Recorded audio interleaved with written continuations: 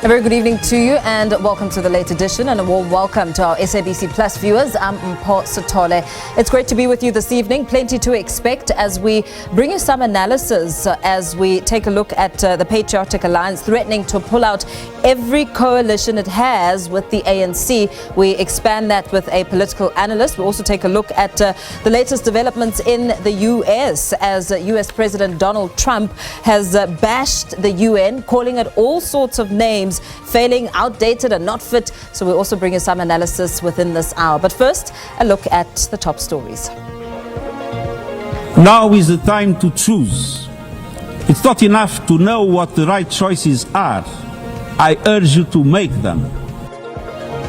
The UN Secretary General has opened the General Assembly high-level debate with a stark message. In his opening remarks, Antonio Guterres warned that the world is awash with overlapping crises, from wars and humanitarian emergencies to climate breakdowns, and has urged leaders to decide now what kind of world they choose to build together.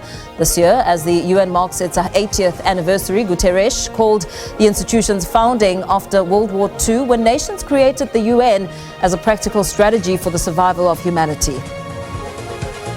I ended 7 wars, dealt with the leaders of each and every one of these countries, and never even received a phone call from the United Nations offering to help in finalizing the deal.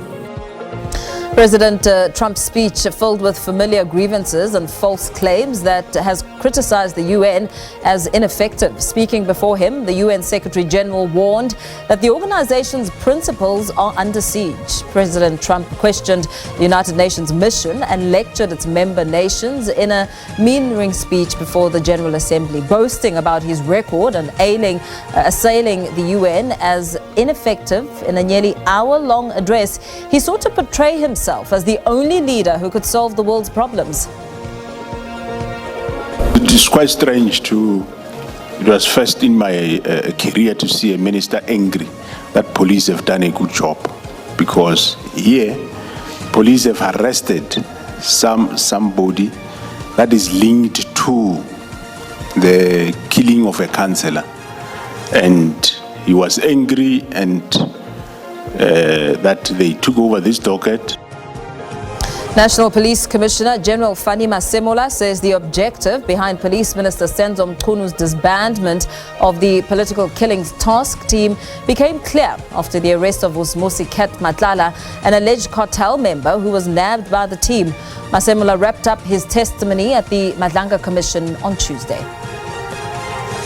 The dependents have got to be considered. In other words, there must be an investigation by the fund. There must be an investigation by the fund to look at who are the dependents, and at the end of the day consider those dependents. I've closely considered all the documents that was presented to me, especially a policy schedule which constitutes the contract between the late Mr. Mabuza and Alexander Forbes. Judgment in the matter of the estate of late former Deputy President David Mabuza has been reserved in the Mpumalanga Division of the High Court. Mabuza's daughter, Tamara Silinda, has filed an urgent application to interdict an investment company from paying out funds to Mabuza's widow, Nonhlanhla Mnisi, pending the finalization of, among others, the review and setting aside of the allocation of 100% of the death benefits to Mnisi. We are grateful for what is being done, but obviously it's way off par of where it can be. Our whole goal is working towards LA 2028 is to increase our depth. Team South Africa may be down, but it's not out following another poor showing at the World Athletics Championships in Japan. They ended an 8-year World Championships medal drought, but the team of 49 athletes returned with just 1 medal, a bronze, by the men's 4x400 meter relay team.